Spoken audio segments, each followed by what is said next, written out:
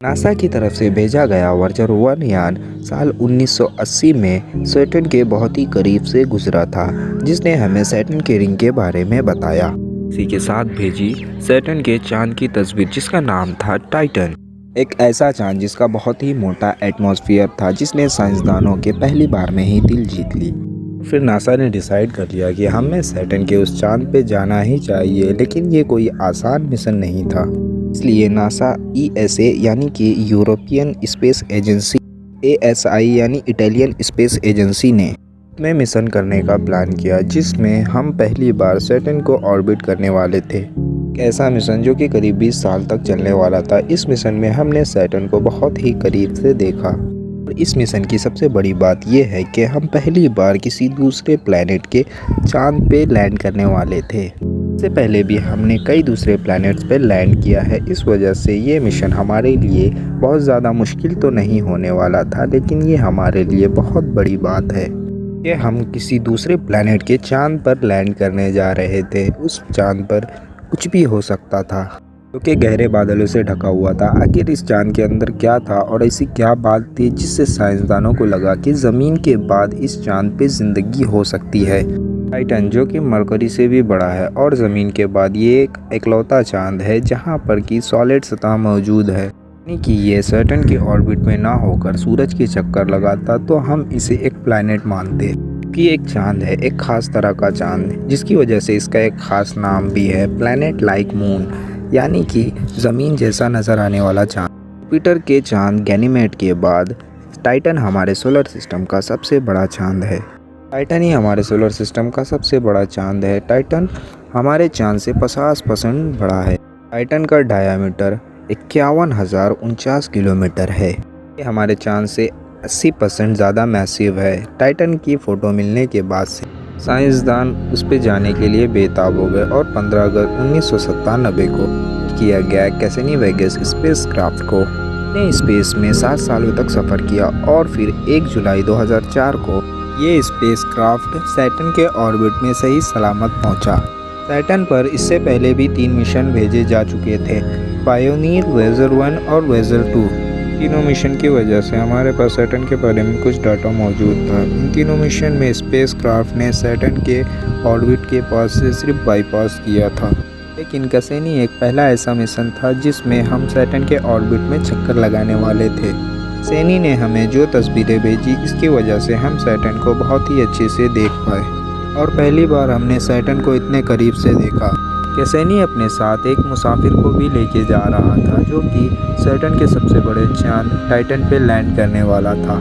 इसका नाम था ह्यूजन। ये नाम एक साइंसदान के नाम पे रखा गया, जिनका नाम था क्लिस्टन ह्यूजन। साइंसदान ने सन 1655 में सैटर्न की डिस्कवरी की थी, लेकिन उस वक्त किसी को नहीं पता था कि सैटर्न के चांद टाइटन पर हमारे ज़मीन की तरह एक ठोस सतह है।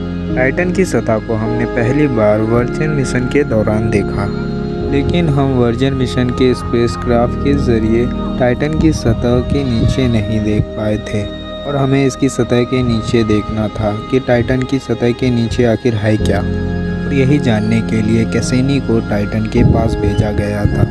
कैसिनी स्पेसक्राफ्ट नासा का बनाया रोबोटिक प्रो स्पेसक्राफ्ट था और उसके अंदर लगा lander ESA European space agency ने बनाया था।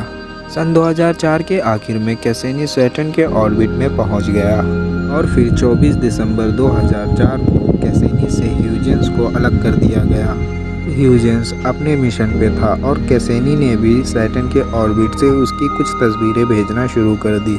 तस्वीरों में हम टाइटन की धुंधली सतह को ही देख पा रहे थे। कैसिनी में लगे रीडर कैमरा की मदद से जब इसकी सतह के नीचे देखने की कोशिश की गई, तो वहां हमें गहरे और हल्के रंग के धब्बे नजर आए, जो कि समुंदर जैसे लग रहे थे। जब ह्यूजन टाइटन की एटमॉस्फेयर में दाखिल हुआ, इसने कंट्रोल सेंटर यानी ईएसए को लगातार तस्वीरें भेजना शुरू कर दी। टाइटन की ग्रेविटी काफ़ी कम है, जिसकी वजह से इसका एटमॉस्फेयर काफ़ी ऊंचाई तक फैला हुआ है। टाइटन का एटमॉस्फेयर करीब इसकी सतह से 1000 किलोमीटर ऊंचाई तक फैला हुआ है। ह्यूजन टाइटन के एटमॉस्फेयर में करीब 6 किलोमीटर प्रति सेकंड की रफ्तार से दाखिल होता है। करीब 500 किलोमीटर की ऊंचाई से टाइटन की धुंधली सतह ही दिखाई देती है। ह्यूजन का पैराशूट खुलता है और इसकी रफ्तार स्लो हो जाती है। जैसे जैसे ह्यूजन नीचे जाता है तस्वीरें और साफ होने लगती है और हमें नज़र आते हैं छोटे छोटे पहाड़।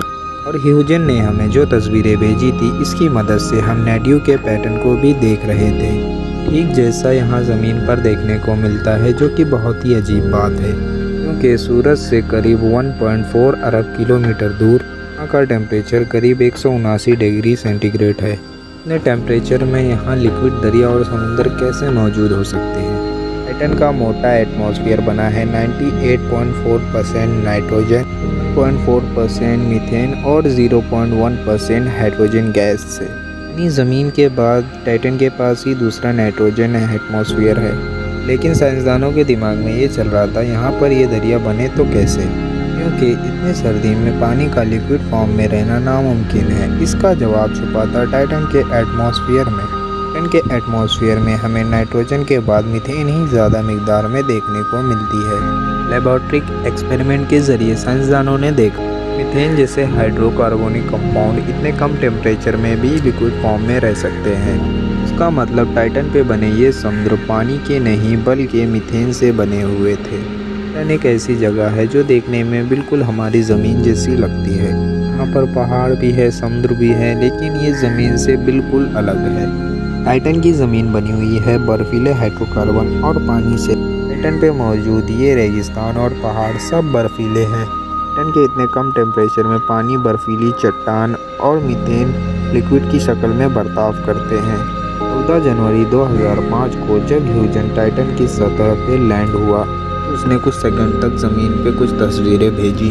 और मार्च के बाद टाइटन ऐसा दूसरा सैयारा है जो कि ज़मीन से इतनी दूर है जहां हमने लैंड किया हो। टाइटन की इस अजीबोगरीब दुनिया में बारिश भी होती है और वो भी मीथेन की। साइंसदान ये मानते हैं कि टाइटन के इस समुद्र में कहीं ना कहीं ज़िंदगी मौजूद है। इसकी बनावट ज़मीन से बिल्कुल मुख्तलिफ होगी। हाँ, टाइटन के इस समुद्र में हो सकता है किसी खास तरह का बैक्टीरिया मौजूद हो कि वहाँ के माहौल के हिसाब से बड़े ही आराम से रह सकते हो। टाइटन एक ऐसी दुनिया है जहाँ पे ऑर्गेनिक कंपोनेंट बहुत ही ज़्यादा तादाद में मौजूद है। यहाँ ज़िंदगी भी मौजूद हो सकती है, लेकिन फ़र्क ये होगा कि टाइटन पे मौजूद ज़िंदगी हमारे लिए पूरी तरह एलियन ज़िंदगी होगी, एक अलग तरह की ज़िंदगी जो कि हमारी ज़मीन की ज़िंदगी से बिल्कुल अलग होगी। टाइटन के दोनों चांद टाइटन और एनसेलेडियस बहुत ही खास है। कैसेनी टाइटन के थर्मोस्फीयर में ऑर्बिट कर रहा था कि टाइटन से 800 किलोमीटर की ऊंचाई से लेकर 1200 किलोमीटर की ऊंचाई तक फैला हुआ है। कैसेनी ने टाइटन का करीब 4 GB डाटा कलेक्ट करके हमारी ज़मीन पर भेजा था। टाइटन हमारी ज़मीन से इतना दूर है कि कैसेनी वहाँ से हमें जो भी डाटा भेज रहा था उसे हमारे तक पहुँचने में 1 घंटे लग जा रहे थे। हमें टाइटन की इस अजीबोगरीब दुनिया को देखने के लिए करीबन 7 साल का इंतज़ार करना पड़ा और आखिरकार हमें इस लंबे इंतज़ार का फल मिला। हमने टाइटन के बारे में काफ़ी कुछ जाना, लेकिन अभी तक हमारा सफ़र ख़त्म नहीं हुआ। लेकिन कैसेनी को अभी अपना मिशन पूरा करना था, सैटर्न की स्टडी करके। तो दोस्तों, उम्मीद करता हूँ वीडियो पसंद आया होगा। पसंद आया होगा तो लाइक करके अपने प्यार का इज़हार ज़रूर करें। आज की इस वीडियो पे हम एम रखते हैं 202 लाइक का, तो फटाफट लाइक कर दीजिए। फ्रेंड, किसी भी टॉपिक पे वीडियो पाने के लिए हमें कमेंट में ज़रूर बताएं। शेयर करें हमारे चैनल को अपने फ्रेंड्स एंड फैमिली के साथ। सब्सक्राइब ज़रूर करिए। चलिए विदा लेता हूँ, फिर मिलेंगे किसी इंटरेस्टिंग वीडियो में। तब तक के लिए bye bye and good luck. Thank you for watching.